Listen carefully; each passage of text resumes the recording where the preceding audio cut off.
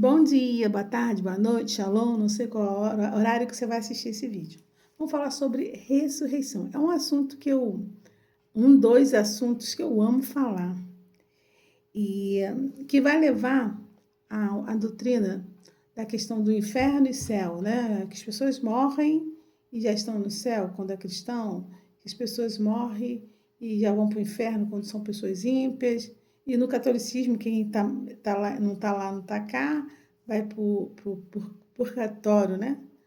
E vamos ver nas escrituras que é uma doutrina errônea, que a Bíblia não fala sobre isso.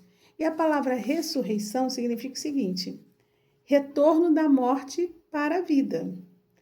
A palavra grega para essa palavra ressurreição é anastasis, que significa o seguinte: são duas palavras. Ana, levantar-se, e istemi, que é ficar de pé, referindo-se à ressurreição física do corpo. Exatamente a pessoa que está morta, sem vida, voltar novamente ter vida no corpo dela. Isso significa a palavra ressurreição.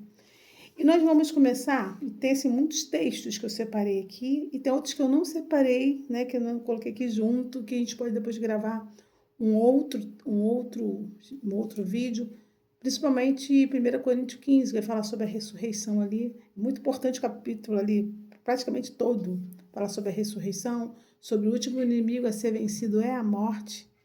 Então, deixar até um outro vídeo para poder falar melhor sobre esse capítulo.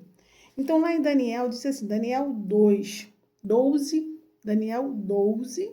versículo 2, e depois o versículo 13. Muitos dos que dormem no pó da terra ressuscitarão. É importante cada palavra do versículo, né, do capítulo, você ir meditando em cada palavra. Ó, muitos do que dormem, esse muitos aqui é uma totalidade. Na verdade, multidão dos que dormem, que é a palavra grega, você vai pegar lá depois, eu posso postar. A palavra grega está falando sobre multidões dos que dormem. Muitos, então, só alguns que vão ressuscitar e outros não, como assim? E vai dizer que vão ressuscitar uns para a vida eterna e outros para a vergonha eterna? Se esse muito for muitos e alguns não vão, se for nesse sentido, então onde vai estar esses outros? Que não vai ser nem para a vida eterna e nem para a vergonha eterna, né? Só tem esses dois caminhos, ou vida eterna ou ressurreição eterna. Então, essa palavra muitos aqui quer dizer multidões, né? Que vai estar, que dormem no pó, né? Vão ressuscitar, uns para a vida eterna e outros para a vergonha eterna. E lá no 13 diz assim: tu, porém, falando isso para Daniel, né? O anjo falando isso para Daniel: tu, porém, segue o teu caminho até o fim, pois descansarás, e ao fim dos teus dias te levantarás para receber a tua herança. Então, e ao fim dos dias, né? Dia final, nos últimos dias. Ele ainda está aí descansando, não está no céu, esperando esse último dia, a ressurreição dos mortos. E depois a gente vai falar sobre isso lá em Tessalonicenses, quando a última trombeta soar, né? Os mortos ressuscitarão primeiro, aí Daniel está nessa aqui, e os que ficarem vivos serão arrebatados, né? Encontrar com o Senhor nos ares. Agora nós vamos para Mateus. Mateus 12, Mateus 25, do 37 ao 43, tá assim, ó. Que aqui vai falar sobre a separação no juízo final dos bodes e das ovelhas, né? Tive fome, me deste de comer, tive sede, me deste de beber, né? Vinde, bendito do meu Pai, para a herança que eu tenho preparado. Tive fome, não me deste de comer, tive sede, não me deste de beber. Apartai-vos de mim, que eu não vos conheço. Sobre esse tema que está falando aqui. E vai falar sobre a ressurreição. Olha, a partir do 39, porque para não ler tudo. E quando vimos enfermo ou preso e fomos te visitar, perguntando, né? O justo perguntando. E o rei respondendo dirá: em verdade vos afirmo que sempre que o fizeste a um desses meus pequeninos irmãos, a mim o fizestes. Então o rei dirá também aos que estiverem à sua esquerda: apartai-vos de mim, malditos, para o fogo eterno, preparado para o diabo e seus anjos, porque tive fome e não me deste de comer, tive sede e não me deste de beber, sendo forasteiro não me hospedaste, estando nu não me vestiste, achando-me enfermo e preso não foste ver-me.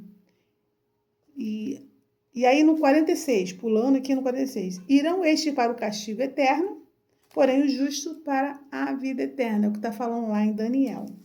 Agora nós iremos para Lucas, capítulo 14. Capítulo 14, 14.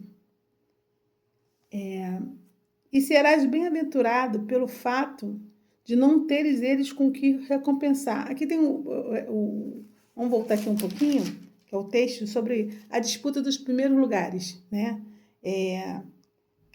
Quem vai sentar ao teu lado à direita, quem vai sentar à tua esquerda, né? Estava essa discussão. Depois vocês lerem toda a parábola, que é uma parábola. E diz assim: e serás bem-aventurado pelo fato de não terem eles com que recompensar-te. A tua recompensa, porém, tu a receberás na ressurreição dos justos. Então, depois, faz-se a leitura sobre o que está se falando. E agora em Lucas 20, sobre os saduceus e a ressurreição.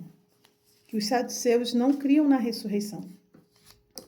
E está lá, no versículo 27 ao 39.